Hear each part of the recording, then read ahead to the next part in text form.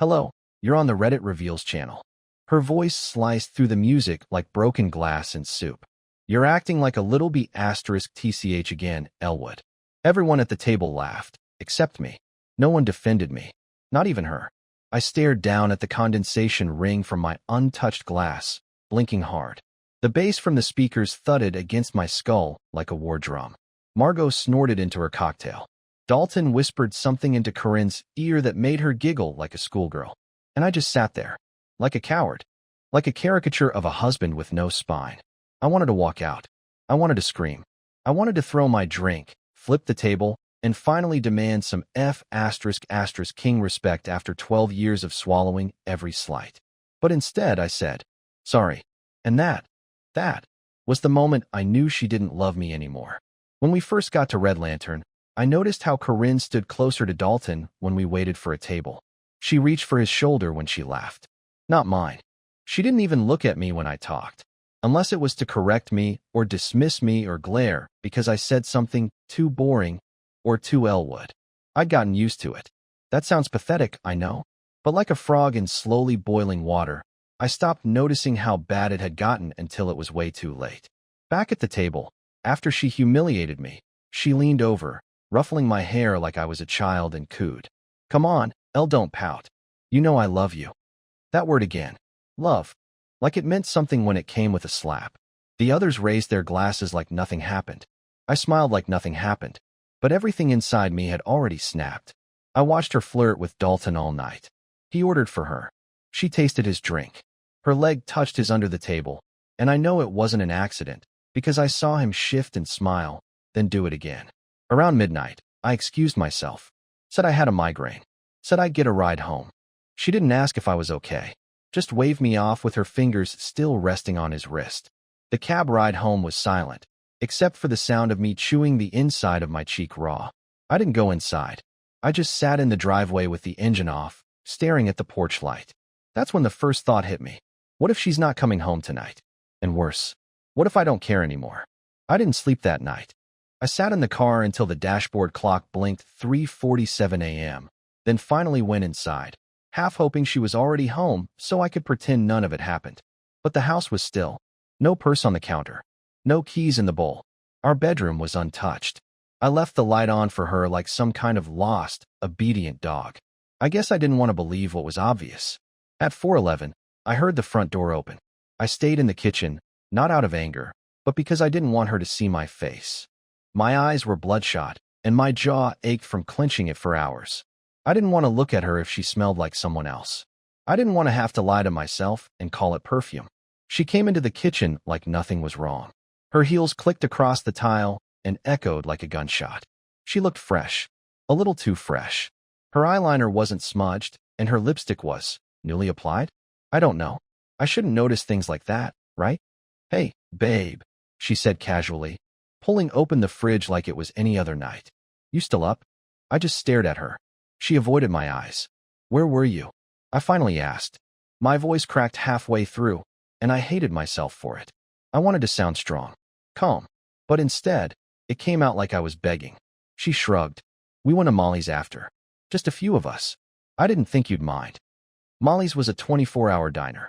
She said it like she hadn't just been laughing in some other man's face 5 hours ago while I sat there shrinking smaller and smaller into myself.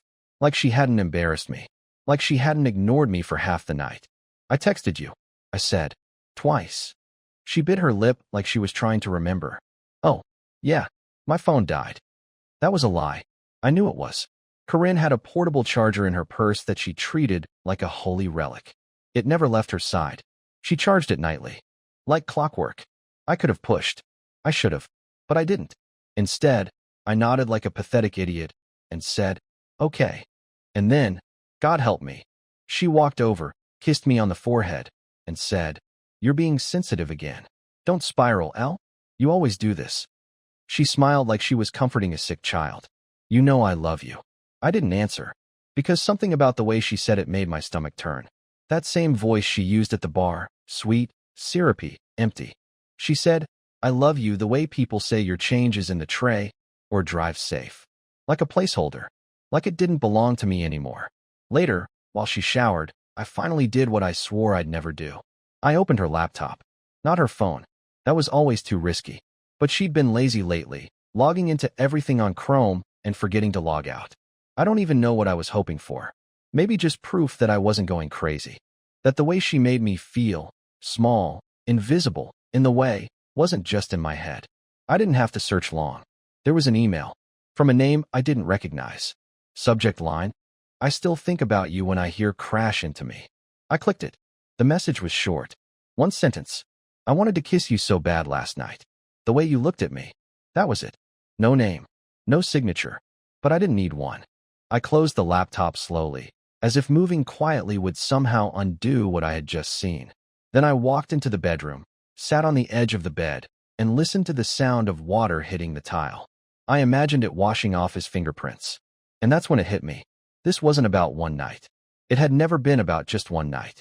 The next morning, I stared at the coffee machine for 5 full minutes before realizing I never put a mug underneath it.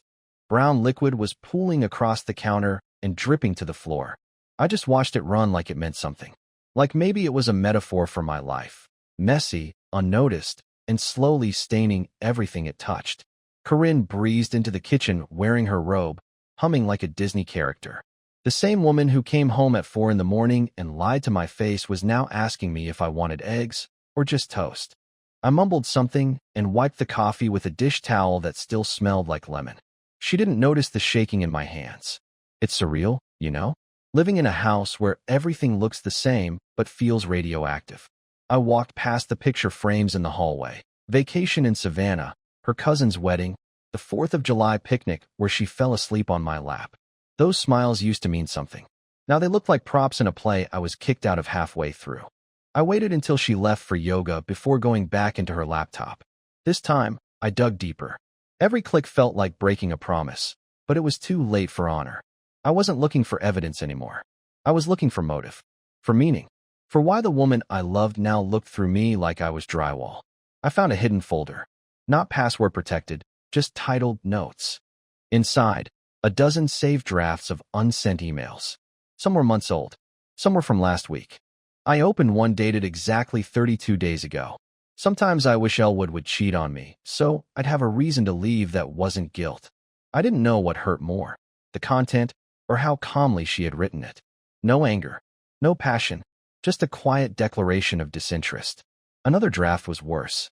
It described a dream she had, one where she packed a suitcase while I slept, drove to a motel, and never looked back.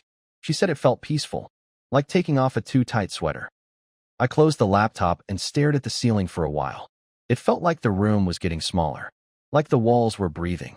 I thought about all the dumb little things I'd done to make her happy. The 3 a.m. grocery runs for her favorite oat milk, the way I memorized her Starbucks order down to the number of ice cubes, the Sunday morning back rubs she stopped thanking me for 2 years ago. I thought if I was good enough, patient enough, soft enough, she'd eventually look at me the way she used to. But she didn't want soft anymore. She wanted someone who made her feel electric. And I was just warm tap water. Predictable. Room temperature. Boring. Later that evening, she texted me. Dinner with Trina, don't wait up, red heart. There it was again, that little heart emoji she tossed around like confetti. Like it meant nothing. Like it belonged to anyone who asked for it. I didn't text back. Instead, I poured a glass of scotch, something I hadn't done in months, and sat in the garage with the door halfway open. The neighborhood was quiet. The kind of quiet that made your thoughts louder. I wondered if anyone else on the street was going through the same thing. If anyone else had a spouse who smiled at them while planning their exit behind closed browser tabs. I looked at the dent on the garage wall from where I accidentally backed into it last winter. Corinne laughed for 10 minutes when I did that. It was one of the last times she laughed with me instead of at me. Now, every room in this house feels haunted by the ghost of a marriage that's still technically alive. And every time she walks past me, I swear I can feel pieces of myself flake off. I used to think love was about patience, about enduring. But now I wonder if I've mistaken erosion for loyalty. Because every day, I get a little smaller. And she doesn't even notice I'm disappearing. The next time I saw Dalton, he was in my house. Not in some metaphorical, soul-crushing way. Literally, physically, standing barefoot in my kitchen, pouring orange juice into one of my glasses like he belonged there. It was Sunday morning. I just returned from a drive I didn't plan, just to be out of the house. A few minutes of silence. A break from watching my wife pretend our life wasn't leaking from every seam. And there he was, shirtless, wearing sweatpants I swear looked a hell of a lot like mine. I stood in the doorway like an idiot, still holding the grocery bag with her almond creamer and a cinnamon roll I picked up because she used to say Sunday felt sad without something sweet. I didn't say anything. Neither did he. He just raised the glass in my direction like a toast and said, "Hey, man. Hey, man." Like we were college roommates who just crossed paths in the dorm kitchen. Like he wasn't the guy I'd watched her practically undress with her eyes last weekend. Like he wasn't standing in front of the coffee machine I installed for her birthday last year. The one she said made the house finally feel like home. I walked past him and set the bag down on the counter too hard. The oat creamer split open on impact, leaking down the side. He didn't flinch, just took a slow sip. Then Corinne walked in, hair wet, bathrobe loosely tied, bare feet. Her expression barely shifted when she saw me. "Elle," she said, casual as flipping a page. "I didn't think you'd be back so early." Back from what? I hadn't told her I was going anywhere. And yet she was surprised to see me in my own kitchen. With her guest. Dalton put his glass in the sink without rinsing it. Then he nodded toward Corinne like he was waiting for her cue. She didn't look at me when she said, "He just crashed here." Trina's place was full after the party. What party? What was she talking about? But I didn't ask. I couldn't. I could already feel the blood draining from my head. The world tilted. I leaned on the counter like it might hold me upright. My voice barely made it out. "Did he sleep in our bed?" She scoffed, like I'd asked if he'd borrowed her toothbrush. "No, Jesus. He slept on the couch." I looked at the couch. One pillow. No blanket. Nothing disturbed. Everything in its right place, as if no one had been there at all. Dalton left 10 minutes later, after making a joke about, "Next time I'll make the pancakes." Corinne laughed. I didn't. When the door closed, she finally turned to me. Her face shifted, not with guilt, but with frustration. "You're spiraling again," she said. "You always jump to conclusions, Ellwood. I can't keep calming you down every time a guy breathes near me." My fists clenched around the towel I was holding. It was damp. I hadn't realized I was still wiping the counter. "Why is he here?" I asked, finally raising my voice. "Why is he here, and I'm the one walking on eggshells in my own house?" "You don't trust me," she said flatly. "You haven't in years." And there it was. Her trump card. The thing she always circled back to. If I questioned her, I was the problem. If I doubted her, I was the one poisoning the marriage. Not her texts. Not her disappearing acts. Not the glass of orange juice still sweating on the edge of the sink like it was mocking me. That night, I slept in the guest room. The sheets were stiff and used. The bed was smaller, colder. I laid there staring at the ceiling, thinking about how many strangers had seen her smile recently. How many of them had felt more warmth from her in 10 minutes than I'd felt in the past 10 months. I wasn't crazy. I was just the last person to see the fire. Everyone else had already evacuated. The thing about betrayal is that it never feels like a stab. Not at first. It's more like a slow, calculated bleed. You wake up one day and realize you're surrounded by puddles, and you can't even remember when you got cut. It was Tuesday afternoon when I found the folder.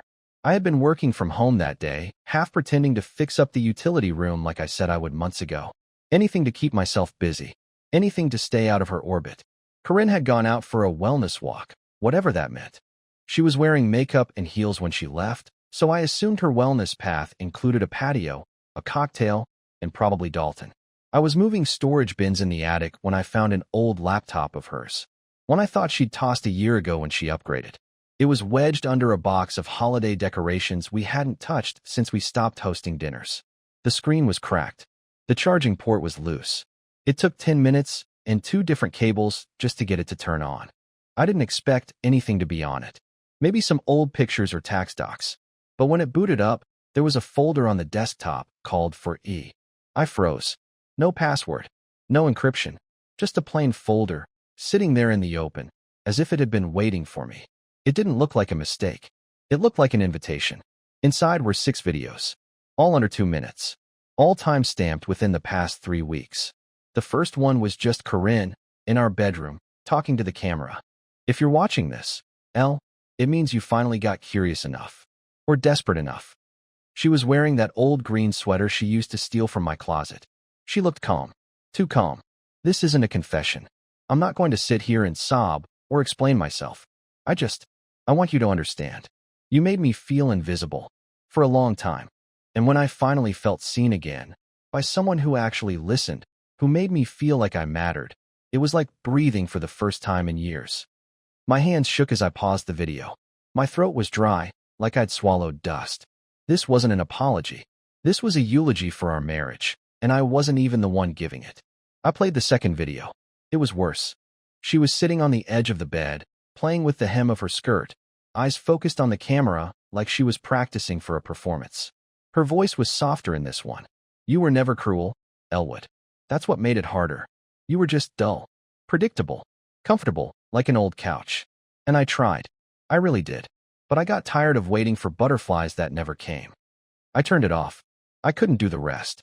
Not then. My head was spinning, my heart was pounding, and there was a part of me, an embarrassingly large part, that still wanted to believe she'd come home, wrap her arms around me, and tell me it was all just some twisted joke. But the worst part wasn't the videos. It was the folder name. For E. She wanted me to find it. She made sure I'd see it eventually. This wasn't a moment of weakness. This was curated, controlled, a performance with a built-in audience of one. I sat on the attic floor for a long time. Dust stuck to the sweat on my arms. The laptop stayed open next to me, its cracked screen flickering like a dying candle. I couldn't even cry. The grief was too dense, too numb. Because in that moment, I realized something awful. She wasn't hiding her betrayal anymore. She was documenting it. I always thought that if I reached a breaking point, there'd be screaming. Something dramatic. Plates against walls. Words you can't take back. But when the moment finally came, it was silent. Cold. Surgical. That night, I watched all 6 videos. Alone. In the attic. With nothing but the buzzing of the old ceiling fan and the occasional shifting of the insulation. One of the videos, maybe the 4th, was filmed while I was home, asleep, in the other room. I could hear the TV in the background. I recognized the laugh track from some show I never watched, but always heard. That realization hit harder than anything she said. She had recorded her detachment in real time. While I was folding laundry. While I was replacing the garage bulb. While I was making grilled cheese and wondering why she was too tired to eat. By the time I closed the last video, I felt hollow. Not broken, just emptied out. Like someone had scooped out everything soft inside me and left a shell behind. I didn't cry. I didn't throw anything. I just made a decision.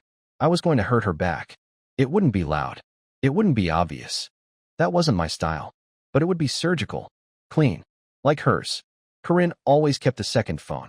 A backup, she said, for travel. She thought I didn't know the password, but I'd seen her use the same passcode for everything since 2014. She never changed it. Even after I caught her using it on our anniversary to check Yelp while I was trying to give her a letter I wrote. So when she left for yoga the next day, again, makeup on, fresh blowout, I waited 5 minutes, then went into her closet. The phone was in her old purse, tucked inside a zip compartment beneath a bottle of lavender hand lotion. I powered it on. No lock screen. No encryption. She never expected I'd go looking. It was all there. Messages. Photos. Voice notes. Conversations spanning weeks, maybe months. Flirting at first. Then confessions. Then plans. Dinners at places we'd once called ours. Snippets of their inside jokes. A blurry selfie of the two of them at the farmer's market, holding hands behind a stand of pears. And one text that stopped my heart cold. I told him I loved him again last night. Just to shut him up. Poor guy still believes it. That's when I snapped. Not in a violent way. I didn't scream or punch drywall. I didn't call her or confront her. I didn't even reply to the messages. No, I copied them. All of them. Screenshots, backups, saved folders. Then I did the one thing I knew she'd never see coming. I forwarded everything to her mother. A woman who once called me the best thing that ever happened to Corinne. A woman who'd knitted me a sweater and cried during our wedding vows. I attached a note that simply read, "Thought you should know what your daughter's been up to. Maybe she'll be honest with you." I expected fire. Instead, I got a voicemail. From her mom. Her voice was trembling. "Ellwood, I'm so sorry. I didn't know. I should have seen it. She told me things were hard, but not this. I don't know what to say, except I hope you leave. I hope you start over. She doesn't deserve what you've given her. I sat in the hallway, back against the wall, phone in my hand, and something strange happened. I laughed. Not because it was funny.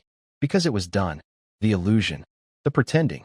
The sick loyalty to a version of her that never really existed. But the moment didn't last long. That night, Corinne came home early. No warning. No text. Just walked in with a bag of groceries and a completely normal expression. And then she said it. That cursed, scripted, hollow phrase. Hey babe, I got your favorite, those weird rice chips. I love you. I stared at her, and for the first time in over a decade, I felt nothing.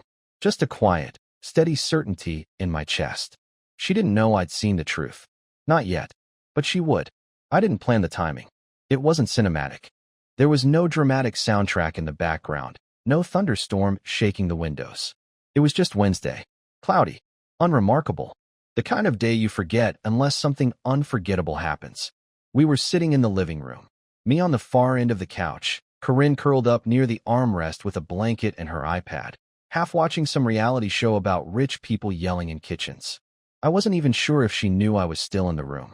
I had my phone in my hand. The screenshots, the videos, the emails, everything I had found, collected, digested, and replayed in my head 100 times over the past 48 hours. I'd read her betrayal so many times that I could quote her lover's spelling errors from memory. I knew the date of their first hotel stay. I knew that he called her Rin, and that she once sent him a selfie from our bathroom mirror while I was making her a smoothie downstairs. But I didn't open with anger. I didn't open with a scream. I opened with a question. Why him? It came out quieter than I expected. So quiet she almost didn't hear me. She paused the show and looked over her shoulder, expression soft, brows raised. Dalton, I said. Why him? There was a long pause. A flicker in her eyes. Something tightened in her jaw, barely perceptible, but I caught it. She blinked twice, like she didn't know who I was anymore. What are you talking about? She asked, voice too light. Practiced. I held her gaze. You've been sleeping with him. Probably since November. Maybe longer. You left the videos for me, remember? Or did you forget your little goodbye monologues upstairs? Her face didn't fall. It folded, creased in panic and disbelief, as if I'd just broken some invisible contract. As if I had betrayed her by acknowledging the truth. She sat up straighter. You went through my things. I laughed. Not out of amusement. Out of exhaustion. Out of disgust. Don't you dare make this about privacy. You handed me your lies like party favors, and then acted surprised when someone opened the bag. She didn't respond. Her lips pressed together. Her hands curled into fists beneath the blanket. I could see her searching for control, trying to find the version of herself that always won the argument. But that version wasn't going to work today. I sent everything to your mother, I said. Calm. Factual. Like I was reading a grocery list. And to myself. In case you try to spin the story later. Her mouth opened slightly, then closed. She was losing her footing. You said you loved me. I continued. Over and over. While filming breakup monologues. While texting him about how boring I was. While coming home to me and asking for dinner. Do you even remember which lies you told on which days? Or were they just easier the more you practiced? Corinne stood. The blanket fell to the floor. She looked smaller suddenly. Not fragile, just human. She stepped toward me, cautiously, like she was approaching a wounded animal. Ellwood, she said. I didn't mean for it to go this far. I didn't want to hurt you. I shook my head. Don't insult me. You wanted me broken. You wanted to watch me stay while you erased me piece by piece. You wanted to be the hero in your own tragedy. The woman who outgrew the man who never changed. There was a tremble in her hands now. The silence between us filled the room like smoke. Finally, she whispered, so what now? I stood too. Slowly. Deliberately. I looked her in the eyes and said the one thing I'd been too afraid to believe until that moment. Now, I stopped loving you. The words felt foreign in my mouth. Heavy. Real. But they were true. Not because the love disappeared, but because I finally understood it wasn't love anymore. It was grief. Habit. Guilt. She didn't cry. She didn't beg. She just stood there, breathing unevenly, blinking like she couldn't keep her vision straight. And I walked past her, grabbed my coat, and left the house. No plan. No bag. Just space. Just distance. For the first time in over a decade, I chose to walk away from the pain instead of waiting for it to pass. Because I knew if I stayed another minute, I'd fall for another apology. Another, I didn't mean to. Another, you know I love you. And I couldn't do that anymore. I stayed in a motel for the first 3 nights. Not a nice one, just a beige, dusty little building near the edge of town, with vending machines that didn't work and towels the size of napkins. It smelled like mildew and old carpet glue, but I slept better there than I had in my own house in months. The first morning, I woke up at 7 a.m. sharp, my body still clinging to the rhythm of, make her coffee, be quiet, don't take up too much space. And for a second, I almost reached for my phone to text her good morning. The muscle memory was that deep. But instead, I walked down to the diner across the street, ordered myself a real breakfast, eggs, bacon, toast, the works, and read a newspaper like a man out of time. I didn't check social media.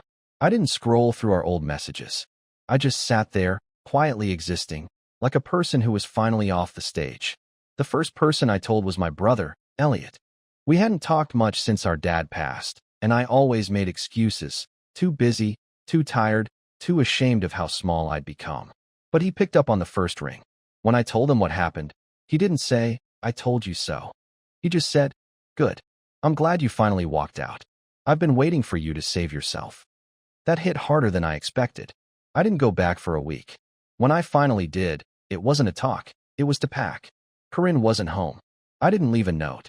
I didn't need closure anymore.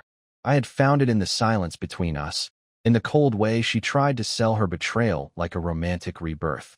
I took only what I needed. My clothes, a few books, my record player, a photo of my dad. The rest? I didn't want it. I didn't want furniture we picked out together while pretending we were still in love. I didn't want the blanket she once wrapped around me after my appendectomy. I didn't want ghosts. 6 months have passed now. I live in a 1-bedroom apartment above a bookstore downtown. The floors creak. The water pressure sucks. But every corner of it feels like mine. I painted the walls deep navy. I started cooking again, not to impress anyone, but because I like the way garlic smells on a cold night. I joined a book club with strangers who know nothing about my past and don't expect me to apologize for who I am. And here's the thing, I'm not angry anymore. There's peace in knowing the worst already happened, and I survived it. I'm not hollow. I'm not broken. I'm rebuilding. Slowly. Honestly. Day by day. A few weeks ago, I ran into Corinne's mother at the market. She hugged me like a widow, told me she missed my steadiness, said Corinne had moved in with Dalton but was finding herself, whatever that meant. I smiled politely, thanked her, and walked away without asking for details. Because I don't need to know anymore. I don't need to hold on to the wreckage to remember the crash. The last time I cried was on a Tuesday, sitting on my balcony, watching 2 college kids walk by holding hands and laughing like life was simple again. Not because I missed her, but because I finally understood that I hadn't been weak all those years. I'd been loyal, hopeful, human. There's strength in that. So here I am, writing this, not as a victim, not as a man scorned, but as someone who made it out. If you're reading this and you've been lied to, if someone told you, I love you, with their mouth while packing their heart in someone else's suitcase, hear me when I say, it doesn't end in the motel. It doesn't end with screenshots and silence. It ends when you decide to begin again. And I did. Finally, I did.